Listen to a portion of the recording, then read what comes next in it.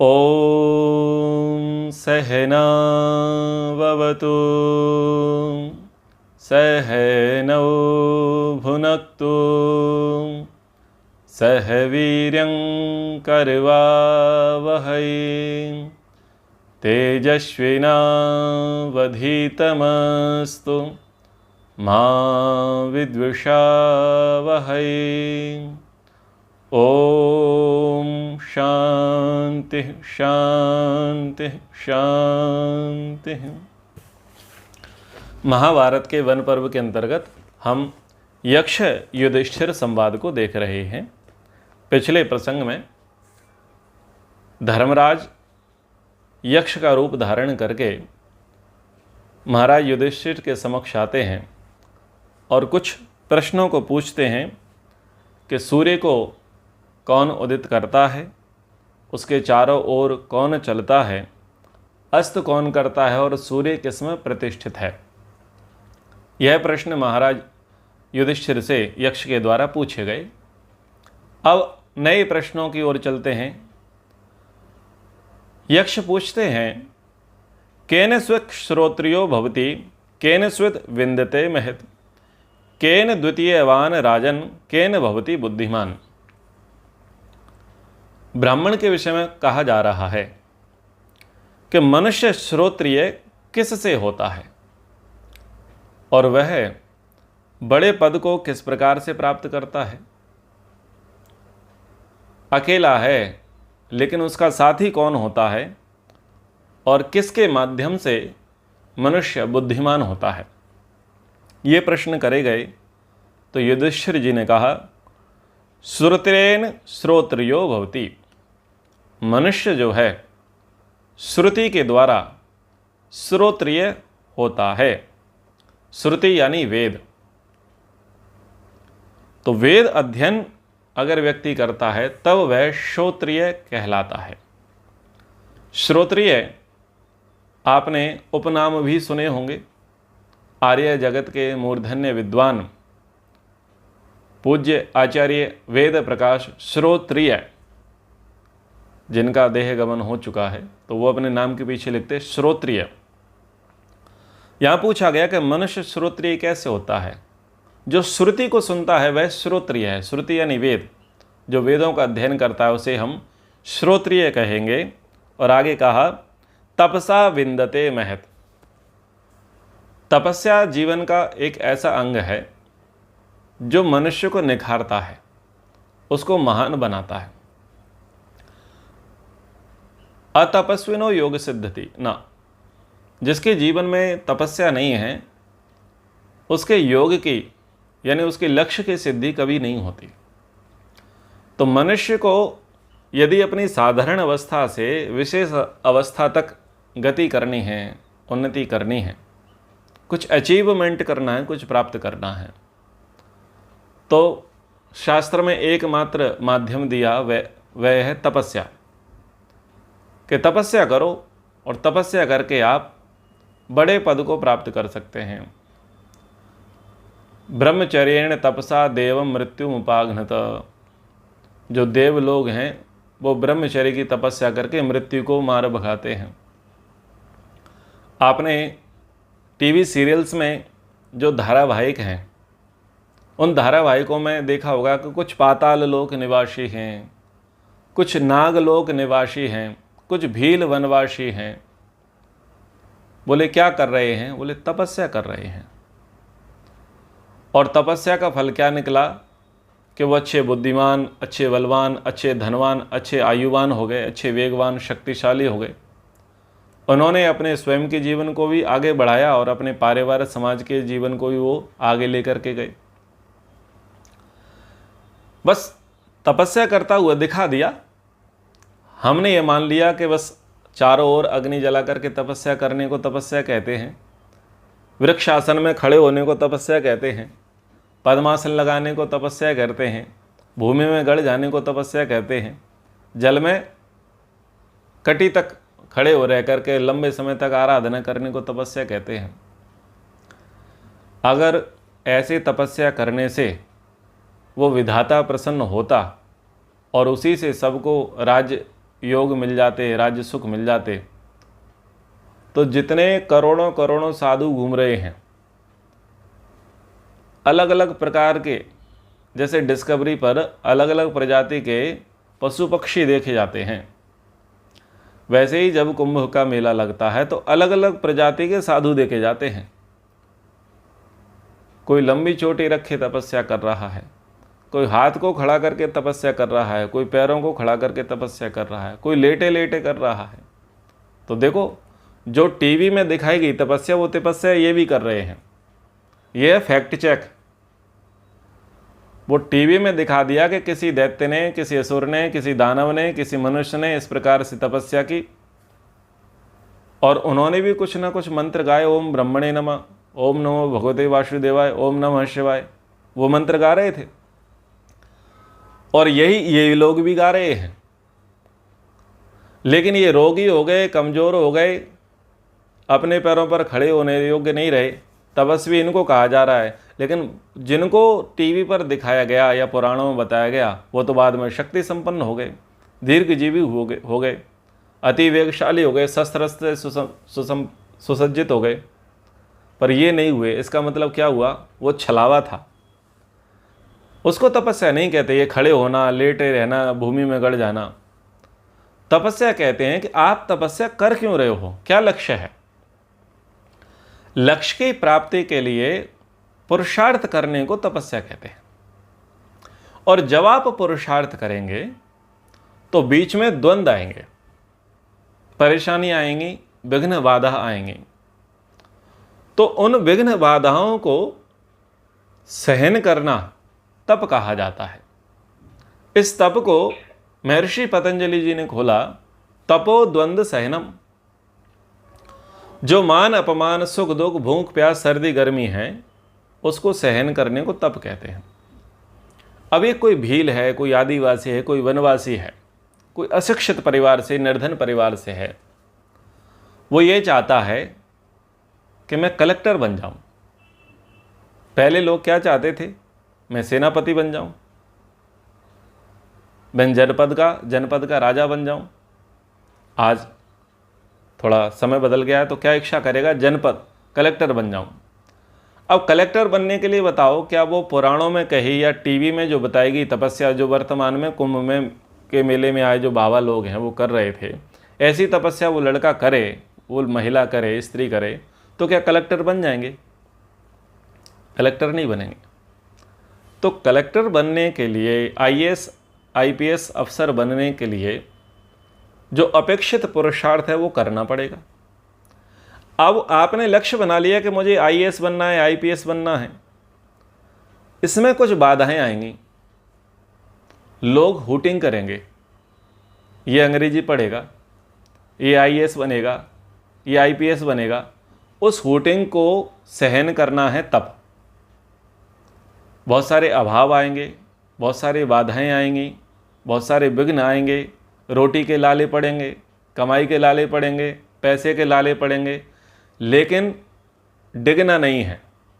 जैसे टीवी पर दिखाया गया बाबा पैर पर खड़ा है, उसको, उसकी भी तपस्या को भंग करने का प्रयास किया, तो ये भी खड़ा रहे, उस बाधा से वो प्रभावित ना हो, इसको कहेंगे तपस्या। यानी जब आप धर्म के कार्य में आगे बढ़ते हैं और वो जो विपरीत स्थिति आती है, उसको कहते हैं तप। धर्म कार्यों में तप कहा गया। इसको थोड़ा और समझिए। पहले पहले धर्म उतना जीवन में होता नहीं। एक लक्ष्य निर्धारित किया जाता है कि हम अमुक अमुक पद को प्राप्त करना चाहते हैं, अमुक अमुक स्थिति को प्राप्त करना चाहते हैं। मान लीजिए स्वर्ग के सिंहासन को प्राप्त करना चाहते हैं, तो चाहते हो, आपने लक्ष्य निर्धारित कर लिया, आप अपनी इच्छा व्यक्त कर दी आपने, लेकिन करोगे कैसे? तो उसके लिए आप किसी न किसी गुरु के पास जाते हैं। वहाँ आप देखो टीवी में, वो किसी न किसी गुरु के पास जाएंगे, शुक्राचार्य के पास जाएंगे, बृहस्पति के पास जाएंगे, नारद के पास जाएंगे, किसी सीनियर के पास जाएंगे। वो उपदेश करेगा कि तुम इसकी उपासना करो, इंद्र की उपासना करो, अग्नि की उपासना करो। वहाँ बात बताई जाती है ना। तो यहाँ पर भी यही बात है कि आप जो बनना चाहते हैं उसकी उपासना करो। अब उपासना करें तो बीच में परेशानी यही आएगी कि आपकी आदत छूटती नहीं है और उन आदतों को आपको छोड़ना पड़े। अब वो सहन होता नहीं है, इसी को कहेंगे तप। जैसे मान लीजिए आपको IAS IPS बनना था, लेकिन रात्रि के 12 बजे सोते हैं फ़ोन चला करके और सुबह 9 बजे उठते हैं। अब ये दिनचर्या तो बाधा वाली है। फिर आप एक समय में 4 काम करते हैं, पढ़ते समय भी कुछ खा रहे होते हैं, पढ़ते समय बातचीत कर रहे होते हैं, तो आप अनेक कामों को आपने छेड़ रखा है। लेकिन यहाँ पर कहा कि आपको एकाग्रता की आवश्यकता है। आपको समझ में भी आ गया, आपको एकाग्रता के उपदेश भी दे दिए, लेकिन जो संस्कार है, वो जो हैबिट है, वो हैबिट परेशान करती है। क्या करें जी, 12 बजे से पहले नींद नहीं आती। एक दिन उत्साह के साथ उठ तो गए थे 5 बजे, पर हम 6:30 बजे दोबारा सो गए। ये है अतपस्वी होना। यानी आपको लक्ष्य बता दिया, आपको रास्ता बता दिया, लेकिन जो संस्कार जो चोट करते हैं, संस्कार खींचते हैं, जो हमारी प्रवृत्ति बनी हुई है, जो प्रवृत्ति हमें संकल्प की ओर आगे बढ़ने नहीं देती, जो आलस्य प्रमाद है, वो आलस्य प्रमाद है अतपस्वी होना। और जब हम अतपस्वी हो जाएंगे तो जो हम लक्ष्य चुन रखे हैं वो लक्ष्य सिद्ध नहीं होगा। अब हमें आलस्य प्रमाद नहीं करना है और 12 बजे की जगह 10 बजे 10:30 बजे सो जाना है और सुबह 5 बजे 6 बजे उठ जाना है। इस रूटीन को फॉलो करने में होगा कष्ट, क्योंकि पिछले 10 वर्ष से 15 वर्ष से दिनचर्या दूसरे प्रकार की चल रही थी। ये जो कष्ट है इसे कहते हैं तपोद्वंद सहनम। ये है तप। उठूं या नहीं उठूं, जाऊं या नहीं जाऊं, पढ़ूं या नहीं पढ़ूं, खाऊं या नहीं खाऊं, क्योंकि पिछले संस्कार चोट मारेंगे और इधर संकल्प याद दिलाएगा, व्रत याद दिलाएंगे कि ये करना है। तो ये जो बीच में जो वो फंसा हुआ है, तो उसको सहन करने को कहेंगे तप। तो जब वो तप करेगा और अपनी पुरानी आदतों को, पुराने संस्कारों को, पुरानी हैबिट को दबा करके एक नई आदत डालेगा, एक नई दिनचर्या बनाएगा, अपने आप को मजबूत बनाएगा, तो उसे कहेंगे तपस्वी। फिर वो तपस्वी व्यक्ति ही महान पद को प्राप्त करेगा। यानी वो IAS बनना चाहता था, IPS बनना चाहता था, क्या बनना चाह रहा था, उसको प्राप्त कर लेगा। कैसे प्राप्त करेगा? तपस्या से करेगा। चाहे धनवान बनना चाहें, चाहे अच्छी विद्या प्राप्त करना चाहें, चाहे राजनीति के क्षेत्र में जाना चाहें, जहाँ भी जाना चाहें, आपको एक लक्ष्य निर्धारित करना पड़ेगा, संबंधित गुरु की उपासना करनी पड़ेगी, उसकी प्राप्ति का जो मंत्र है वो सदा रटना पड़ेगा। मुझे ये बनना है, मुझे ये बनना है और ऐसे बनना है, यही है मंत्र। इस प्रकार से तपस्या करते हैं तब अचीवमेंट होता है। अब टीवी में जो बाबा ठड़ेश्वरी महाराज बता दिए कि एक पैर पे खड़े हैं, 2 पैर पे खड़े हैं, भूमि में लेटे हैं, अग्नि डाल करके बैठे हैं, वो तो समझाने की दृष्टि से बताया कि देखो शारीरिक रूप से वो कितना तप कर रहा है, परंतु उस तप के करने से ना तो विद्या की प्राप्ति होती, ना बुद्धि की प्राप्ति होती, ना धन की प्राप्ति होती, ना बल की प्राप्ति होती। उदाहरण जैसे कुंभ के बाबा, कुंभ के बाबाओं को वो प्राप्त नहीं हुई, वो हठ योगियों को वो चीज़ें प्राप्त नहीं हुई। तो वैसा अर्थ तप का नहीं है जैसा अर्थ लोगों की बुद्धि में बैठा हुआ है। तप करेंगे, तपस्या करेंगे, जीवन तपेगा तो आप निश्चित रूप से महत पद को प्राप्त करेंगे। तो बस यहाँ पर युधिष्ठिर ने यही पूछा कि महद पद कैसे प्राप्त होगा, बड़े पद पर कैसे व्यक्ति जाएगा, अचीवमेंट व्यक्ति को कैसे होगी? बोले तप से होगी। इसको कहते हैं तप। और तप समझ में आ गया क्या है? जो बीच में हम झूलते हैं, वो जो कष्ट है, वो कष्ट को सहन करना और पीछे कदम ना खींचना, आगे कदम बढ़ाने को तप कहेंगे। क्योंकि तप के लिए एक कंडीशन दी है, धर्म कार्य में आगे बढ़ने के लिए तप करने को तप कहते हैं। ठीक है, ये ध्यान रखें। अब आगे कहा कि धृत्या द्वितीयवान, धैर्य से मनुष्य दूसरे साक्षी से युक्त होता है। पूछा गया कि मनुष्य का सहयोगी कौन है? द्वितीयवान, वो 2 से युक्त कैसे होता है? तो कहा कि धैर्य के साथ 2 के साथ युक्त होगा। पिछले प्रसंग में हमने चर्चा की कि झगड़े होंगे जब 1 से 2 होंगे। द्वाभ्याम अपि तथैव, महर्षि कपिल जी ने कहा झगड़ा राग द्वेष तो कहाँ होगा, जहाँ 2 लोग होंगे, और 1 होगा तो कभी राग द्वेष नहीं होगा। पर आप दूसरे के साथ कैसे रह सकते हैं? दूसरे के साथ केवल आप धैर्य के साथ रह सकते हैं, अदरवाइज कोई दूसरा साथी है ही नहीं, दूसरा माध्यम है ही नहीं कि आप दूसरे के साथ रह सकें। तो धैर्यपूर्वक आपको उसे सुनना पड़ेगा, उसे समझना पड़ेगा, उसे सुनाना पड़ेगा, उसे समझाना पड़ेगा। वो आपको समय देगा, आप उसे समय देंगे। बिना धैर्य के आप दूसरे व्यक्ति के साथ मित्रता स्थापित नहीं कर सकते, संबंध स्थापित नहीं कर सकते। धैर्य की अपेक्षा है। और अधीरता में आप अकेले पड़ जाओगे, अलग थलग पड़ जाओगे। यहां धैर्य के साथ साथ क्षमा को भी जोड़ लेना पड़ेगा। कुछ लोग अधीर होते हैं, अधीर होने के कारण से वो हर किसी में दोष ढूंढते हैं और कहते हैं कि ये गलत है, ये गलत है, ये गलत है, ये गलत है। उनका कहना बुरा नहीं है, उनके हेतु ठीक हैं, उनके तर्क ठीक हैं, उनके उदाहरण ठीक हैं, पर उनका दृष्टिकोण ठीक नहीं है। दुनिया में कोई ऐसा व्यक्ति है जो निष्पाप हो, निष्कलंक हो, निरपराध हो? कोई नहीं है। तो आपको धैर्य तो रखना पड़ेगा, सहन तो करना पड़ेगा। अब आप बोलोगे जी मैं सहन क्यों करूं, ये सहन करना तो अधर्म होगा। तो अगला व्यक्ति क्या कर रहा है, वो भी तो तुमको सहन कर रहा है ना। बोले जी मुझे क्या सहन कर रहा है, मैं क्या गलत कर रहा हूं, मैं तो सही बोल रहा हूं। अरे सही नहीं बोल रहा तो छाती छील रहा है अगले व्यक्ति की। शास्त्र ने क्या कहा, सत्यम ब्रूयात प्रियम ब्रूयात। सत्य बोलो, प्रिय बोलो, हितकारी बोलो। पर तुम्हारे जो कहने का तरीका है, तुम्हारे जो बताने का तरीका है, वो व्यक्ति की छाती को आर पार कर जाता है, चीर जाता है, आहत कर जाता है। अब ऐसे में वो उस व्यक्ति को आपके वाण चुभते नहीं है, आपका व्यवहार चुभता नहीं है क्या? चुभता है, पर वो आपको सहन कर रहा है धैर्य के साथ। जब वो आपके एटीट्यूड को, आपके व्यवहार को वो सहन कर रहा है, तो आपको भी सहन करना पड़ेगा। तो यदि धैर्य रखेंगे तो साथी बनेंगे, और धैर्य नहीं रखेंगे तो साथी नहीं बनेंगे। आजकल साथी बनाना कठिन हो गया है। वैवाहिक जीवन लोगों के बहुत अस्त व्यस्त होते चले जा रहे हैं। क्या कारण है? धैर्य नहीं है,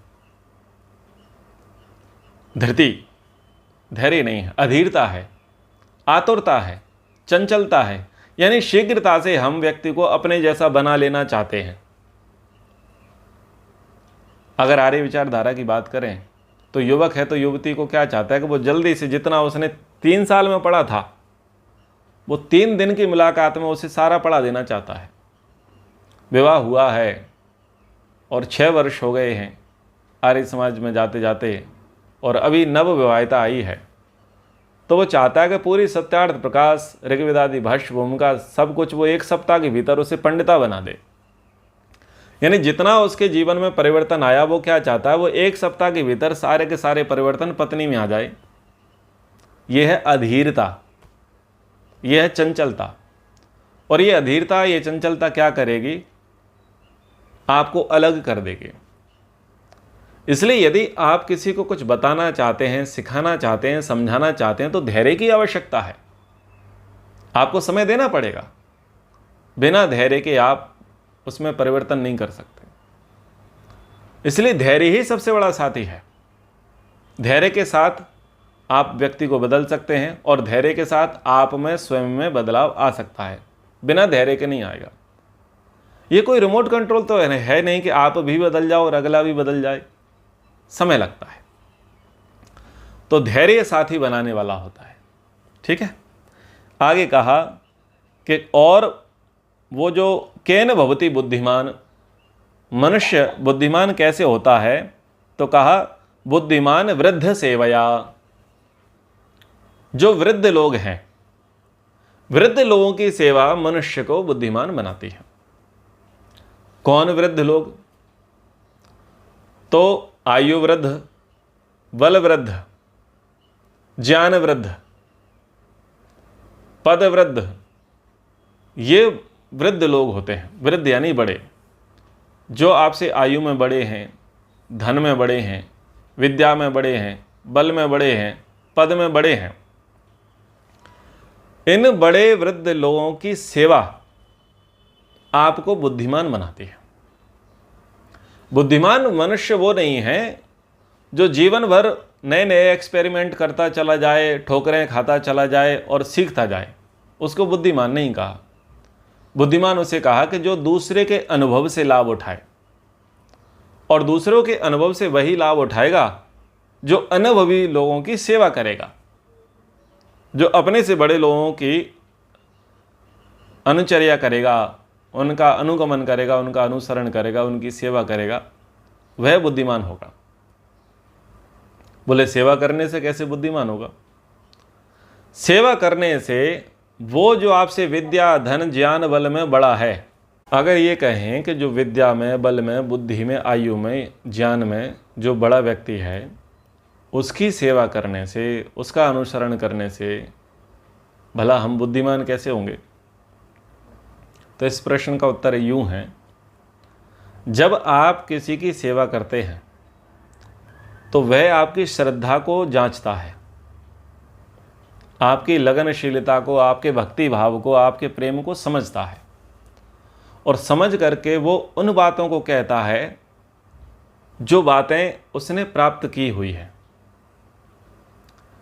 उन अनुभवों को कहेगा, उन गलतियों को कहेगा जो उसने गलतियां की, और वो गलतियां तुम में दिखाई दे रही हैं, तो वो अपने अनुभव से कहेगा कि तुम इन गलतियों को मत करना, नहीं तो परेशान हो जाओगे, तुम इस मार्ग पर चलना, चूंकि तुम मेरे प्रिय हो, मेरे अनुचर हो, मेरे सहचर हो, तो मैं तुम्हें ये बात कहता हूं। तो ये है बुद्धिमत्ता। बड़े लोग होते ही इसलिए हैं ताकि वो अपने जीवन के एक्सपीरियंस उसे बताते हैं, उसे सही और गलत का तरीका बताते हैं, क्या चीज़ सही है, क्या चीज़ गलत है, अपने जीवन के अनुभव बताते हैं। उन अनुभवों का जब व्यक्ति लाभ लेता है और फिर जब वो व्यवहार में लेके आता है, तो लोग कहते हैं बुद्धिमान है। कम समय में धनवान बन गया, कम समय में पदवान बन गया, कम समय में बलवान बन गया, कम समय में बुद्धिमान बन गया, ज्ञानवान बन गया। तो बुद्धिमानों की सेवा से होता है। आगे कहा, किम ब्राह्मणानां देवत्वं कस्य धर्मः सताम एव कस्यैषां मानुषो भावः किम एषां सताम एव। यक्ष ने पूछा कि ब्राह्मणों में देवत्व क्या है, उनमें कौन सा धर्म सत्पुरुषों के जैसा है, उनका मनुष्य भाव क्या है, और उनमें असत पुरुषों के जैसा आचरण क्या है। 4 प्रश्न करे गए। इन 4 प्रश्नों के उत्तर फिर युधिष्ठिर देते हैं। स्वाध्याय येषां देवत्वम। यक्ष ने पूछा कि ब्राह्मणों में देव भाव क्या है, देवत्व क्या है, तो उन्होंने कहा स्वाध्याय। सत्य शास्त्रों का जो स्वाध्याय है, जब ब्राह्मण लोग नित्य प्रतिदिन करते हैं तो उनके देवत्व को विकसित करने वाला होता है स्वाध्याय। अब स्वाध्याय करने से, शास्त्रों का अध्ययन करने से देवत्व की प्राप्ति हो जावे,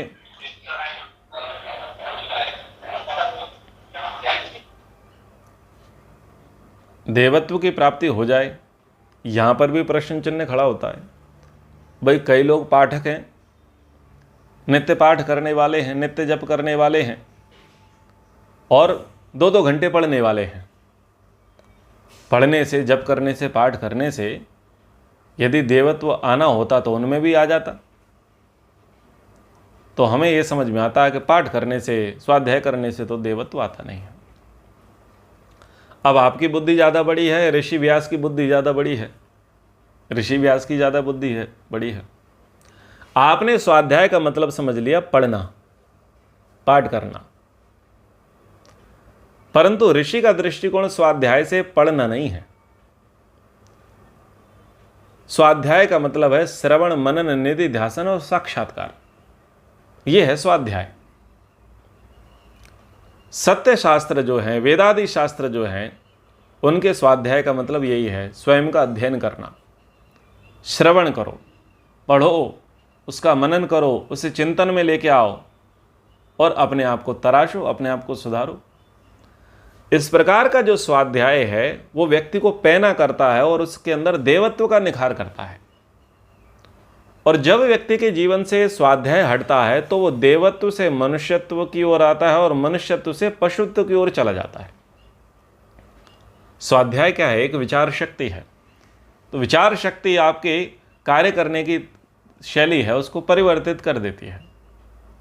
वही आपको पशुता और देवता में आपको बदलने वाली होती है। इसलिए मनुष्य को क्या करना चाहिए? देवत्व की प्राप्ति के लिए नित्य स्वाध्याय करना चाहिए, धर्मशास्त्रों का अध्ययन करना चाहिए। स्वाध्यायाद इष्ट देवता संप्रयोगः। स्वाध्याय से करने से क्या होता है? देवताओं से हमारा साक्षात्कार होता है, ऋषियों से साक्षात्कार होता है, भगवान से साक्षात्कार होता है स्वाध्याय करने से। बोले कैसे होगा जी? इंद्र का उपदेश था, बृहस्पति का उपदेश था, पतंजलि का उपदेश था, वो तो हजारों वर्ष पहले था। अब तो ये केवल किताब हमारे सामने है।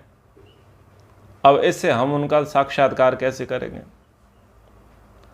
भैया आप ये क्यों सोचते हो कि मैं किताब पढ़ रहा हूं? जिस दिन आप ये सोचने लग जाओगे कि वो इंद्र उपदेश कर रहे हो और मैं सुन रहा हूं पुस्तक के माध्यम से, तो आपको साक्षात किसका दर्शन होगा? इंद्र का दर्शन होगा। स्वामी दयानंद सरस्वती जी का ग्रंथ सत्यार्थ प्रकाश, तो आप अपने आप को अनगढ़ अनाड़ी सा मान करके चलो, एक निखट मान करके चलो, एक अविद्याग्रस्त व्यक्ति मान करके चलो और सत्यार्थ प्रकाश सामने रख करके पढ़ो तो देखना, ऐसा मान के चलना कि तुम हो पूर्व पक्षी और स्वामी दयानंद जी वहां पर सिद्धांती हैं।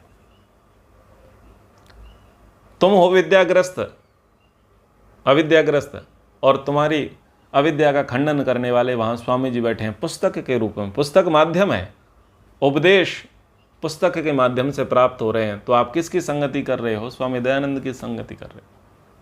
माना महर्षि पतंजलि नहीं है, पर योग शास्त्र को पढ़ो तो पतंजलि की संगति मिलेगी। माना कणाद जैमिनी कपिल नहीं है, परंतु उनके दर्शनों को पढ़ो तो आपको उनकी संगति मिलेगी। बोले भगवान तो दिख नहीं रहा, होता तो कुछ कहता, कुछ बताता, कोई नहीं वेद उठा। वेद अपौरुषेय है, प्रभु की वाणी है। तो वेद का मंत्र इस भाव से सुन कि तू पुत्र है और वो पिता है, वो तुझे समझा रहा है। जिस भाव को ध्यान में रख करके वहां वेदादि शास्त्रों की व्याख्या करी गई है, तो वहां वो उसको ईश्वर की वाणी मान करके सुनो कि भगवान मुझसे इस पुस्तक के माध्यम से कह रहे हैं, इन अक्षरों के माध्यम से कह रहे हैं। तो तुम से कोई पूछा जाएगा कहाँ से सीखा, तो क्या कहोगे? भगवान से सीखा, इंद्र से सीखा, कपिल से सीखा। तो दृष्टिकोण बदलने की आवश्यकता है। पुस्तक को पुस्तक लेकर के ना चलें कि किस राइटर की है, कौन से प्रकाशन की है और कैसे कलर वाली है, कैसे आकार और कैसे भार वाली है। ये दृष्टि अगर रहेगी तो वक्ता को कभी नहीं पकड़ पाएंगे। इसलिए वक्ता को पकड़ना है तो पुस्तक में छुपे हुए जो उपदेश हैं, जो उन वक्ताओं के द्वारा दिए गए और परंपरा से जो लेखकों के द्वारा संकलित किए गए, संपादकों के द्वारा जो चयनित किए गए, तो आप उस पूरी श्रृंखला के साथ, उस परंपरा के साथ जुड़ जाएंगे। तो इस प्रकार से क्या करना चाहिए? हमें स्वाध्याय करना चाहिए। वो स्वाध्याय देवत्व की ओर लेकर के जाता है। आगे कहा कश्य धर्मः सताम एव। उनमें सत्पुरुषों के जैसा धर्म कौन सा है? तो कहा तपः येषाम सताम एव। तप सत्पुरुषों का धर्म है। यानी ब्राह्मण तपस्वी है तो वह सत्पुरुष है। सत्पुरुषों का एक लक्षण है, एक धर्म है कि वह तपस्वी होते हैं। और संसार में जितने भी तपस्वी लोग रहे, सदैव उनके आगे समाज नतमस्तक रहा। अभी एक वीडियो देखा था, पूज्य राष्ट्रपति महोदया द्रौपदी मुर्मू जी से एक व्यक्ति वृद्ध पद्मश्री पुरस्कार लेने के लिए आए, लुंगी लगा करके, तौलिया बांध करके। पद्मश्री दिया गया, उनकी तपस्या को दिया गया, उनकी तपस्या को नमन किया गया ना। तो तपस्वी जो व्यक्ति होता है वही सत्पुरुष होता है और उसको सब लोग नमन करते हैं, उसके पुरुषार्थ को नमन करते हैं। आप कई फिल्में देखते हैं, बायोग्राफी देखते हैं और देखते हैं कि इस व्यक्ति का पहले आरंभिक जीवन बहुत साधारण था, सामान्य था और बाद में जाकर के इसने एक बड़े लक्ष्य को प्राप्त किया, बड़े पद को प्राप्त किया। तो आप उसकी भूरी भूरी प्रशंसा करते हैं और उसे अच्छा मानते हैं। अच्छा मानते का मतलब क्या है? सत्पुरुष, अच्छा व्यक्ति है, सत्पुरुष। तपस्या के माध्यम से ये अच्छा बना, इसका जीवन सुधरा। तो तपस्या सत्पुरुषों का आचरण कहा। इस तप की चर्चा पहले कर भी चुके। आगे कहा कि मनुष्य भाव क्या है, तो कहा मरणम मानुषो भावः। मरना मनुष्य भाव है। ब्राह्मणों में मरना मनुष्य भाव है। बहुत अच्छी बात कही है। मरने से बचना चाहिए। क्या मरने से? जब ये लगता है ना कि ये छूट जाएगा और जब उससे दुख उत्पन्न होता है, और जब दुख उत्पन्न होता है तो त्याग भाव आता है कि संसार को त्याग दो। सुखी और दुखी जो व्यक्ति हैं, सुखी व्यक्ति कभी मरना नहीं चाहता, ध्यान रखना। जितने भी संसार में सुखी लोग हैं वो मरना कभी नहीं चाहते, लेकिन संसार में जितने भी दुखी लोग हैं वो जरूर मरना चाहते हैं। सुखी मरना क्यों नहीं चाहता? मरने का मतलब है विराम। तो वो अपने सुख में विराम नहीं चाहता। वो चाहता है कि मेरा सुख निरंतर चलता रहे। इसलिए वो सुखी संपन्न लोग मुक्ति भी नहीं चाहते। वो कहते हैं हम तो यहीं ठीक है। उनको ऐसा लगता है कि अगर मर गए तो ये जो वर्तमान सुख चल रहा है, बच्चे कच्चे का, पुत्र पुत्री, पति पत्नी, पद पैसा प्रतिष्ठा, इनसे जो सुख मिल रहा है वो कहीं ऐसा ना हो वो सुख ओझल हो जाए, नष्ट हो जाए। इसलिए वो डरते हैं मुक्ति के नाम से, जबकि उनको ये पता नहीं कि वो तो अनलिमिटेड सुख की अवस्था है। अब बात आती है दुख की। पुत्र पुत्री, पति पत्नी, पद पैसा प्रतिष्ठा की प्राप्ति जब नहीं होती, बहुत प्रयास किया और कुछ हाथ में नहीं आता, तो जब पुत्र से, पुत्री से, पति से, पत्नी से, पद से, पैसे से, प्रतिष्ठा से दुख मिलता है और दुख होकर के वो चूर चूर हो जाता है, तो फिर कहता है कि भगवान अब दुख में विराम लगा दे। और दुख में विराम लगाने का एक ही माध्यम है मृत्यु। बोले अब तो उठा ले। जवानी व्यक्ति कहता है भगवान से को उठा ले, लेकिन 1 महीना वेंटिलेटर पे गिर जाए वो बुढ़ापे में और उसी में शौच करे, लघु शंका करे, तो वो भी कहता है उठा ले, और उसके परिवार वाले भी कहते हैं कि अब तो उठा ले। यानी जब दुख होता है तो मरने की सोचता है, दुख नहीं होता तो मरने की नहीं सोचता। आत्महत्या जितने लोग करते हैं, क्यों करते हैं? क्योंकि वो अब दुख सहन नहीं कर पा रहे। डिप्रेशन में लोग चले गए, अवसाद में चले गए, लोग पागल हो गए या हिंसक हो गए, वो एक प्रकार से मारने लग गए। क्यों? क्योंकि वो दुख को सहन नहीं कर पा रहे थे, इसलिए उनकी ऐसी स्थिति बनी। तो यहां पर चर्चा करी कि जो मरना मनुष्य भाव है, ब्राह्मणों को दुख से दूर रहना चाहिए, दुख के भाव से दूर रहना चाहिए। अब दुख के भाव से दूर रहने के लिए क्या है कि उससे इच्छा कम करनी है।